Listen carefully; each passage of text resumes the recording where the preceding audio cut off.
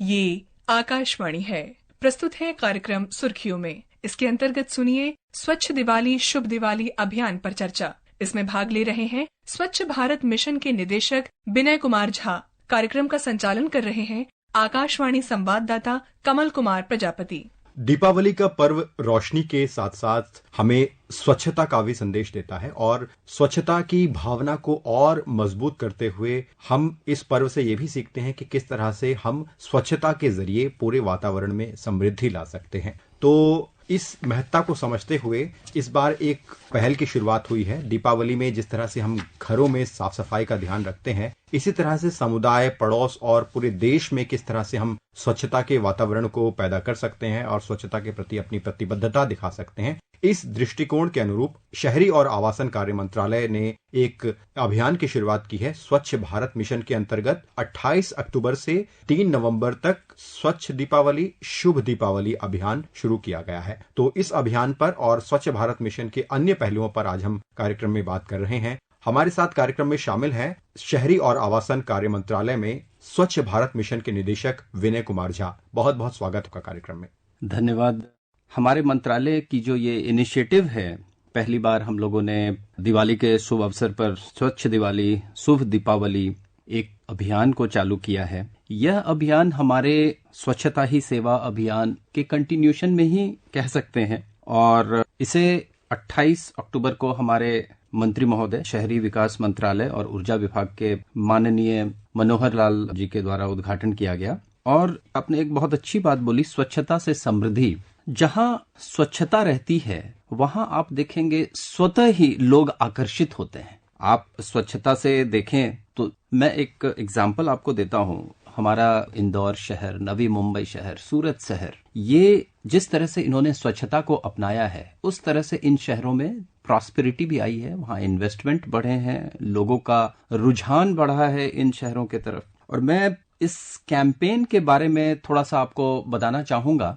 दिवाली के अवसर पर हर लोग अपने घर की सफाई तो करते ही हैं, अपने घर की सफाई, अपने मोहल्ले की सफाई, सभी चीज एक जनरल क्लीननेस ड्राइव पे हम लोगों ने जोर दिया है। दूसरा एक है कि एक स्वच्छता लक्षित इकाई। स्वच्छता लक्षित इकाई उसे कहते हैं जो कि बहुत दिनों से गंदगी पड़ी हुई है, लोगों का ध्यान जा नहीं रहा है। उन सबों को आइडेंटिफाई करके उसे पूरी तरह से ट्रांसफॉर्म करना है, उसे अच्छा बनाना है। हम लोगों ने जो 2 अक्टूबर को स्वच्छता ही सेवा कार्यक्रम किया था, उसमें पूरे देश में टोटल 8 लाख इस तरह के लक्षित इकाई आइडेंटिफाई किए गए और इसे सफाई किए गए और पूरी तरह से ट्रांसफॉर्म किए गए। ट्रांसफॉर्मेशन का मतलब यह है कि उसके बाद वहां फिर से कूड़ा नहीं डाला जाए, क्योंकि आप देखेंगे जहां सफाई हो जाती है वहां फिर से लोग कूड़ा नहीं डालते हैं। तो हमारा उद्देश्य यही था कि हम लोग किस तरह से इसको ट्रांसफॉर्म करें कि सो दैट उसके बाद फिर से कोई उस जगह पे कूड़ा नहीं डाले। तीसरा बिंदु इसमें एक और रखा हम लोगों ने। आप जब दिवाली के दिनों में घर की सफाई करते हैं, हम लोग के घर में भी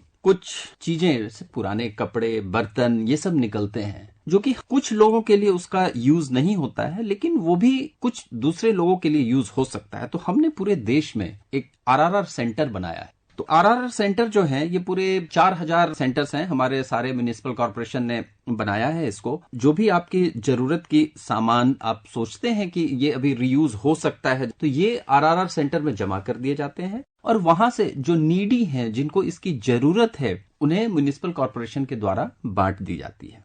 एक और जो हमारा मेन फोकस इस बार रहा है, स्वच्छ food street, vocal for local. जितनी भी चीज, ये हमारे माननीय प्रधानमंत्री के द्वारा भी इस बार मन की बात में चर्चा की गई कि कैसे हम अपने लोकल प्रोडक्ट को बढ़ावा दें। इस तरह से अपने दिए जलाएं, मिट्टी के दिए जलाएं जो कि इको फ्रेंडली हो और उससे लोगों को रोजगार भी मिले, लोगों की प्रॉस्पेरिटी भी बढ़े। इस तरह से हमारा एक बिंदु ये भी है कि वोकल फॉर लोकल को किस तरह से हम बढ़ावा दें। इसके अलावा एक और रखा है प्लास्टिक, सिंगल यूज प्लास्टिक से हम कैसे निजात पाएं, कितना मिनिमम हम सिंगल यूज प्लास्टिक इसमें यूज कर सकते हैं। ये 3-4 बिंदुओं को हम लोगों ने इस बार अपने जो कैंपेन में बढ़ावा दिया है।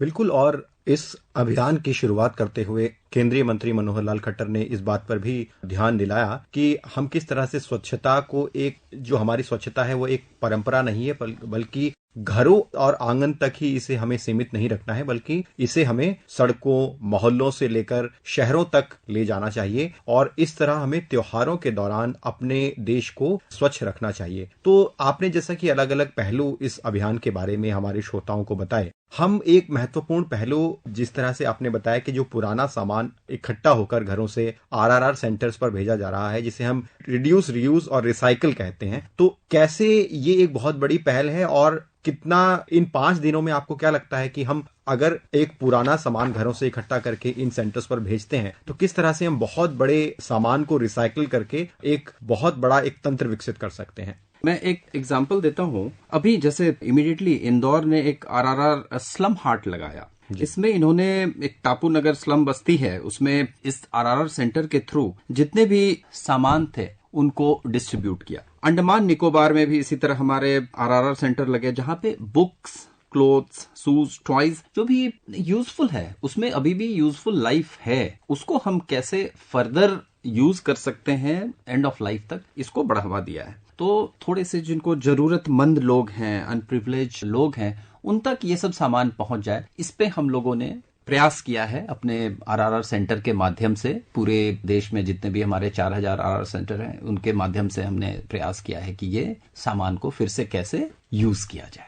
वोकल फॉर लोकल की अगर हम बात करें तो किस तरह से इस 5 दिन के अभियान में वोकल फॉर लोकल पर फोकस है और क्यों आवश्यक भी है कि हम अपने जो क्षेत्रीय और स्थानीय उत्पाद हैं उन पर फोकस करें इस त्योहार में, उन्हें खरीदें और इससे कैसे स्वच्छता भी सुनिश्चित होती है?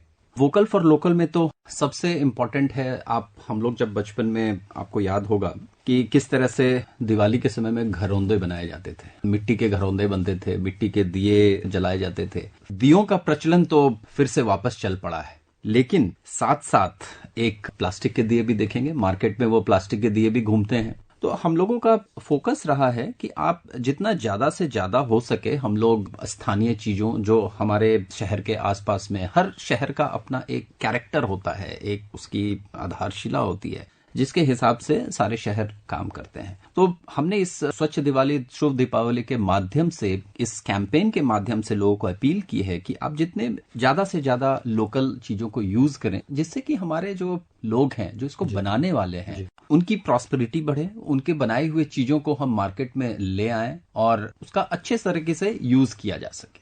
स्वच्छ भारत मिशन का एक महत्वपूर्ण पहलू प्लास्टिक की रोकथाम भी रहा है और सिंगल यूज प्लास्टिक को लेकर हमने बहुत सक्रिय अभियान इस दौरान देखे भी हैं और स्वच्छ दीपावली शुभ दीपावली अभियान में भी फोकस है सिंगल यूज प्लास्टिक के उपयोग को कम करने पर। तो इस बारे में भी हमारे श्रोताओं को बताएं कि किस तरह से इस अभियान में प्लास्टिक फ्री दीपावली पर जोर दिया जा रहा है। हम लोगों ने 2021 से ही बहुत जोर शोर से ये सिंगल यूज प्लास्टिक को किस तरह से खत्म किया जाए उस पर जोर डाला है।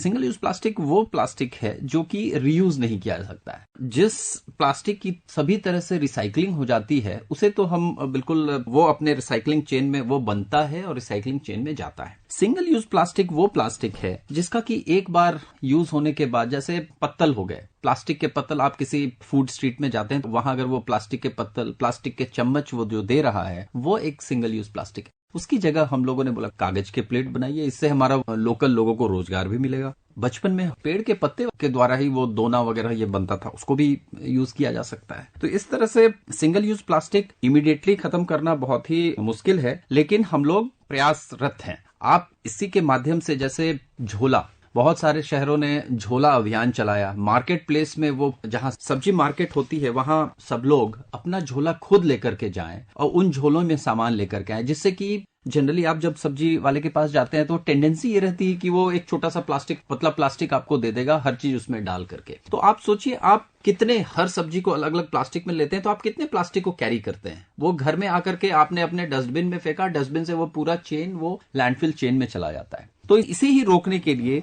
हम लोग जहां भी हमारा प्रोग्राम होता है, आप अपना झोला लें, आप अपने बॉटल्स खुद कैरी करें, अपने टिफिन खुद कैरी करें। इस तरह की छोटी छोटी जो लाइफस्टाइल से रिलेटेड चीजें हैं, उसको हम लोग प्रोत्साहित करते हैं। प्रधानमंत्री नरेंद्र मोदी ने स्वच्छता ही सेवा है कार्यक्रम की वर्षगांठ पर संबोधित किया था। अपने संबोधन में उन्होंने क्या कहा था, आइए आपको सुनवाते हैं। स्वच्छ भारत मिशन जितना सफल होगा, उतना ही हमारा देश ज्यादा चमकेगा। आज से 1000 साल बाद भी जब 21वीं सदी की भारत का अध्ययन होगा तो उसमें स्वच्छ भारत अभियान को जरूर याद किया जाएगा। स्वच्छ भारत इस सदी में दुनिया का सबसे बड़ा और सबसे सफल जन भागीदारी वाला, जन नेतृत्व वाला जन आंदोलन है। तो श्रोताओं, अभी आपने सुना प्रधानमंत्री ने अपने संबोधन में स्वच्छता को लेकर क्या कहा था। स्वच्छ भारत मिशन में जो एक पक्ष है कि शहरों की स्वच्छता में कूड़े कचरे का प्रबंधन, ये एक बहुत बड़ा पहलू रहा है। क्योंकि आप स्वच्छ भारत मिशन के निदेशक हैं, इस अभियान को देख रहे हैं, तो इस संबंध में आपसे मैं जानना चाहूंगा कि शहरों में कूड़े कचरे की जो समस्या रही है उसे दूर करने के लिए और ज्यादा से ज्यादा कचरा रिसाइकिल हो सके, लोगों में जागरूकता आ सके, इस मामले में ये अभियान कैसे अभी प्रगति कर रहा है और आगे आने वाले समय में क्या कुछ लक्ष्य रखे गए हैं। जो पूरे स्वच्छ भारत मिशन में बहुत सारे हम लोग ये नहीं जानते हैं कि हमारा जो घर से निकला हुआ कचरा जाता कहाँ है। तो मैं आपके माध्यम से आज सभी को ये बताना चाहता हूँ कि आज हमारे देश में प्रतिदिन 1.5 लाख टन कूड़ा पैदा होता है। तो आप सोचिए, जो अगर ये 1.5 लाख टन कूड़ा प्रोसेसिंग नहीं होगा तो ये जाएगा कहाँ? ये लैंडफिल में जाएगा, और लैंडफिल में जाने में क्या होता है, जो ये बहुत शहरों की जो बहुत वैल्यूएबल लैंड को ये खराब करती है। तो स्वच्छ भारत मिशन जब से हमारे माननीय प्रधानमंत्री जी ने जब से इस दिशा में 2014 में जो डायरेक्शन दिया है, तो ये विश्व का सबसे बड़ा sanitation and solid waste management की तरह गवर्नमेंट स्पॉन्सर्ड स्कीम है। तो इनिशियल पहला थ्रस्ट तो हमारा ओडीएफ पे था। अब हमारी कंट्री पूरी तरह ओडीएफ हो गई। उसमें जो बिहेवियर चेंज आना था, लोगों का टॉयलेट यूज करना, ये सब हम लोगों ने देख लिया है और काफी हद तक अचीव किया है। जहां तक बात है प्रोसेसिंग की, 1.5 लाख टन अभी पैदा होता है और हम लोग करीब 1 लाख टन पूरी तरह से प्रोसेसिंग करते हैं। अब मैं प्रोसेसिंग के बारे में बताऊं तो हम लोगों ने शुरू से ही, स्वच्छ भारत मिशन की शुरुआत से ही हम लोगों ने सेग्रीगेशन एट सोर्स, घर में जो कूड़ा निकलता है वो वहीं पे 2 भाग में निकले, हरा नीला, हरा गीला सूखा नीला। हमने ये भी एक नारा दिया बच्चों के लिए, हरे डब्बे जो होते हैं उसमें आप गीला कचरा, मतलब कि जो हमारे प्रकृति ने हमें जो दिया है उसे आप हरे डब्बे में दीजिए और सूखे कचड़े को नीले डब्बे में दीजिए। सूखे कचड़े में जैसे पेपर हो गए और आपके दूसरे तरह के जो वेस्ट निकलते हैं घरों से, वो आप दीजिए।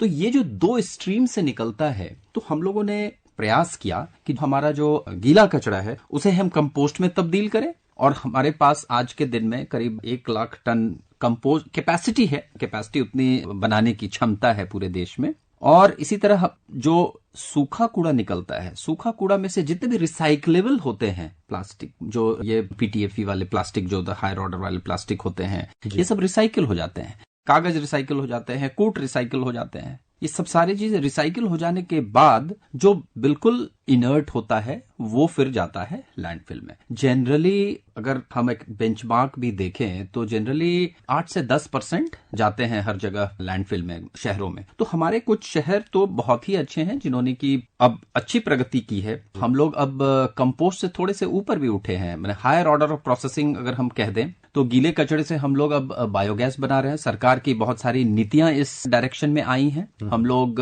वीजीएफ, ये प्लांट लगाने के लिए वीजीएफ भी देते हैं, प्लस ऑफटेक भी सुनिश्चित है। हमारे सतत स्कीम के माध्यम से हमने सीबीजी गैस खरीदने के लिए भी रेट डिफाइन कर दिए हैं। तो ये जो इनेबलिंग पॉलिसीज हैं, इसके द्वारा बहुत सारे इन्वेस्टर्स अब आ रहे हैं बायोगैस की तरफ। बहुत सारे ऑयल मार्केटिंग कंपनी जो हैं वो इन्वेस्ट कर रही हैं बायोगैस की तरफ। और अगर हम बोले जैसे कि वेस्ट टू इलेक्ट्रिसिटी, एक दूसरा जो हमारा जो आरडीएफ होता है, जो कचरा घर से निकला हुआ है जो रिसाइकल नहीं हुआ, उसको हम लोग आरडीएफ कहते हैं, रिफ्यूज डिराइव्ड फ्यूल। उसे हम जलाते हैं वेस्ट टू इलेक्ट्रिसिटी प्लांट में, उससे बिजली पैदा कर लेते हैं। तो मतलब कि ये जो पूरी तरह से रिसाइकलिंग वाली चेन है, हमारा उद्देश्य शुरू से स्वच्छ भारत मिशन का जो डायरेक्शन है, पॉलिसीज है, इसी के इर्द गिर्द घूमती रहती है और हमने इसे ही अभी अपनाया है। हमारी डायरेक्शन भी यही है। इस पर्व के मौसम में ही नहीं बल्कि हम पूरे वर्ष भर इस स्वच्छता के संकल्प को अपनाते हुए देश में और अपने शहरों में स्वच्छता में योगदान देते रहें।